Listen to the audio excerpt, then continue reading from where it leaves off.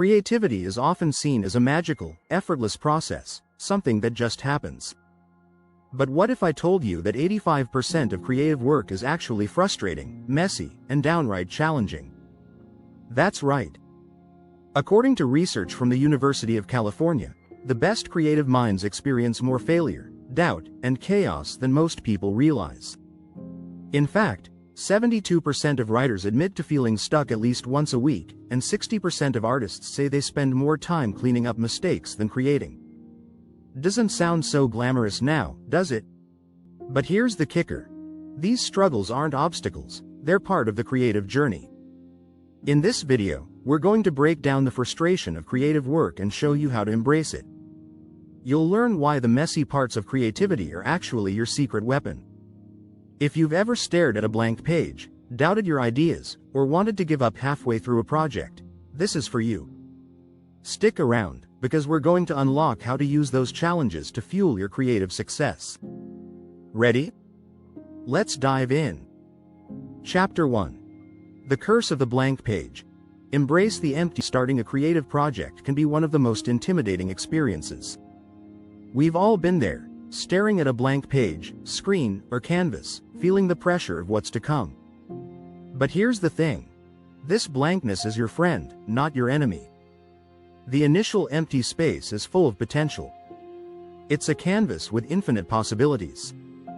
Famous writer and thinker, Albert Einstein, once said, "Creativity is intelligence having fun." You've got the opportunity to shape that fun from the very start. Instead of stressing over it, start by doing anything. Even a simple doodle or rough sentence can break the deadlock. This is called low-stakes creation. You're not trying to create perfection right off the bat.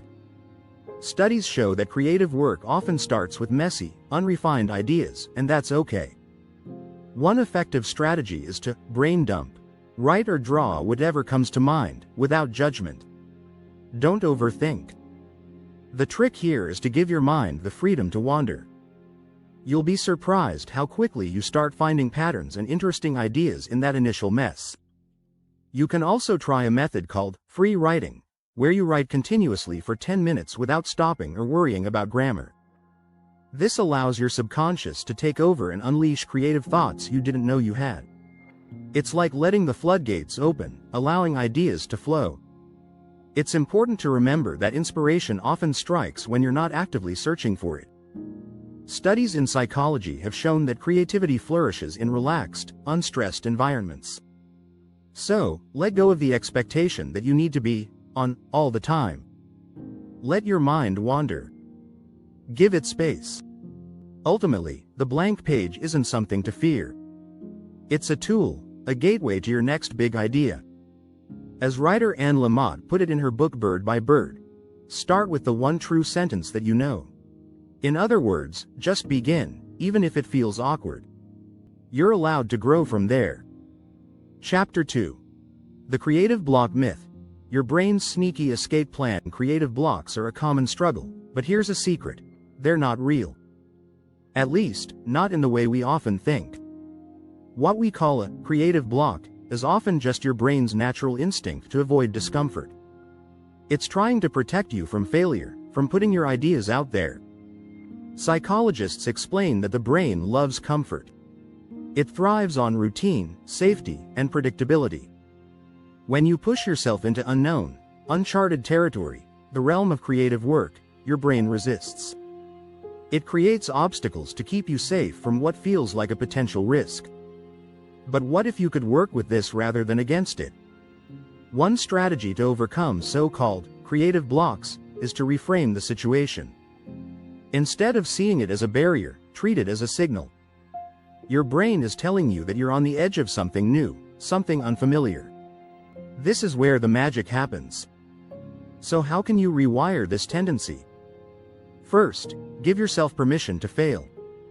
Fear of failure is one of the main culprits behind creative blocks. Psychologist Carol Dweck's research on growth mindset shows that when we embrace mistakes as part of the learning process, we open ourselves up to more creativity. Another trick is to embrace constraints. If you feel blocked, set limits for yourself. Whether it's writing a story in 500 words or creating art with just 3 colors, constraints can spark your creativity in ways that an open-ended project cannot. It gives you a direction, a path to follow, instead of feeling lost. Another unique technique is to embrace what's known as productive procrastination. This might sound counterintuitive, but sometimes taking a break can be the best thing you can do for your creativity. Walk around, listen to music, or do a low-energy task. Research shows that ideas often come to us when we're not actively trying to force them. Remember, creative work is a journey, not a straight line. You're going to encounter detours and roadblocks, but these are part of the process. Trust that the ideas will come when you stop stressing over them. Creativity is more about patience than pressure. Chapter 3. Turbulence before triumph. Why chaos is your friend. Before a great idea emerges, there's often chaos. Whether it's disorganized thoughts, messy drafts, or mistakes, the process can feel overwhelming. But instead of fighting the chaos, learn to embrace it. It's a sign you're pushing your limits and heading towards something valuable. Chaos can lead to creativity because it forces you to think in new ways. In fact, research from the University of California shows that creative individuals often thrive in environments that are unpredictable and full of challenges. They know how to turn confusion into innovation. One strategy for handling creative chaos is to make mistakes on purpose. This might sound strange, but giving yourself the freedom to fail without judgment can lead to breakthroughs. It helps you discover new angles and solutions that you might not have thought of if everything was perfect. A great example of this comes from the world of art. Pablo Picasso, one of the most influential artists of all time, said, "It takes a long time to become young." He understood that through constant trial and error, you refine your ideas and develop new ways of thinking. You can also use mind mapping to turn chaos into clarity. This technique involves creating a visual representation of your thoughts by writing down ideas and connecting them with lines. It's a way of organizing a storm of ideas into something manageable and insightful. But here's the catch: embrace the discomfort of the unknown. Often, our brains are wired to seek certainty, but creativity thrives in uncertainty. When you push through the mess, you'll find that the end result is often far more impressive than anything you could have planned from the start. Think of creative work as a rough draft that evolves. Your first draft doesn't have to be perfect, it just needs to exist.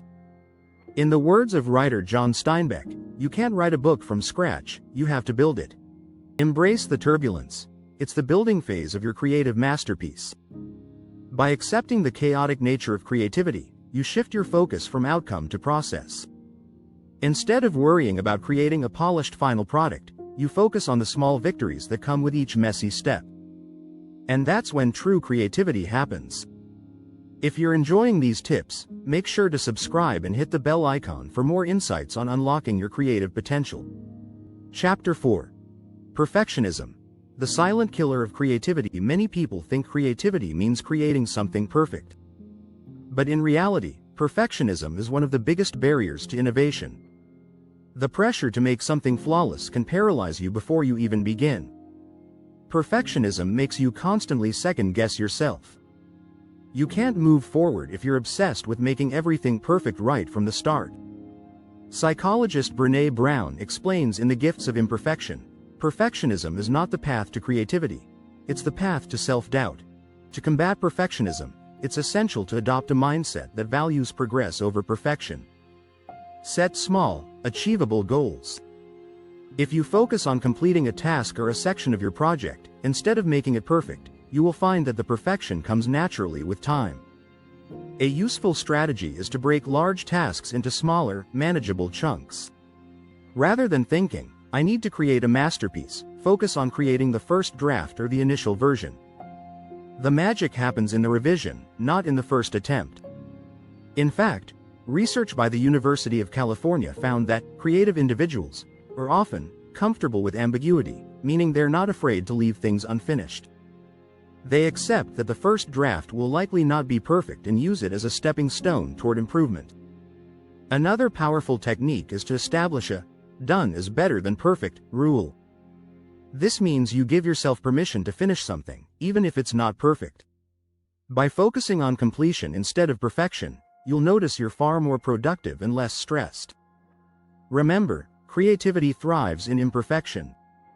The more you practice embracing the flaws, the more creative ideas will flow. As the famous writer Anne Lamott said in Bird by Bird, perfectionism is the voice of the oppressor. Free yourself from that voice, and your creativity will soar. Chapter 5. Rejection equals redirection. Fail fast, fail forward. Rejection and failure aren't the end of the road. In fact, they're often the best things to happen to your creative journey. Most successful people have faced rejection numerous times, but they used those moments as stepping stones, not roadblocks. Think about Thomas Edison. He famously said, "I have not failed. I've just found 10,000 ways that won't work." His approach to failure was simple. Each rejection or setback was just a redirection towards something better. When you face rejection, it's easy to feel defeated, but instead, view it as an opportunity for growth. When you fail, you learn what doesn't work, which brings you closer to finding what does. Remember, failure doesn't define you, it refines you. One method to handle rejection is to seek feedback. It might sting at first, but constructive criticism can be the key to improving your work. Studies show that people who regularly seek feedback are more likely to succeed in the long run. Another important strategy is to fail fast. Instead of dwelling on a single failed idea, quickly move on to the next. This keeps the momentum going and prevents you from getting stuck in a cycle of negativity. Research by the Harvard Business Review suggests that the faster you fail, the faster you can learn and improve. In The Lean Startup, Eric Ries discusses the concept of minimum viable product, MVP. This is the idea that you don't need to make something perfect before launching. Instead, you launch a basic version, test it, and then make improvements based on real-world feedback. This approach allows for quick failures and faster learning. By shifting your perspective on rejection, you'll open yourself up to new opportunities and ideas. Don't be afraid to fail. As entrepreneur and author Tim Ferriss puts it, the goal is not to avoid failure but to learn from it. Chapter 6. The Unseen Secret. Creative work is mostly boring. The world often glorifies the final product of creativity, whether it's a completed painting, a best-selling novel, or a viral video. But what they don't show is the countless hours of mundane, often tedious work behind the scenes. Creative work involves a lot of repetition and practice. For example, a writer might spend hours editing the same sentence, or a painter could spend days perfecting tiny details that no one else will notice. This work may not feel glamorous, but it's essential to the process. In fact, studies in neuroscience show that repetitive practice helps to strengthen the brain's creative pathways. When you push through the boring parts of creativity, you're building the mental muscle required for breakthroughs. Take the example of Jerry Seinfeld. He famously used a technique where he would write jokes every day, even if they weren't perfect. He called it the "don't break the chain" method. Write every day, and your creative output will improve over time. Another strategy to tackle the boring side of creativity is batching. This means you group similar tasks together and focus on them in dedicated time blocks. Instead of getting distracted by every little thing, batching helps you stay focused and productive during the boring moments. One of the keys to overcoming the monotony of creative work is to stay connected to your larger vision. Every small task contributes to the bigger picture. As author Stephen King puts it in On Writing, amateurs sit and wait for inspiration, the rest of us just get up and go to work. Remember, creativity isn't always a magical moment of inspiration. It's often about showing up every day and doing the work, even when it feels dull. The more you embrace the grind, the more your creative skills will grow. As you push through those moments, trust that the excitement and breakthroughs will come. Creativity is like planting seeds in a garden. Most of the work is invisible until it blooms.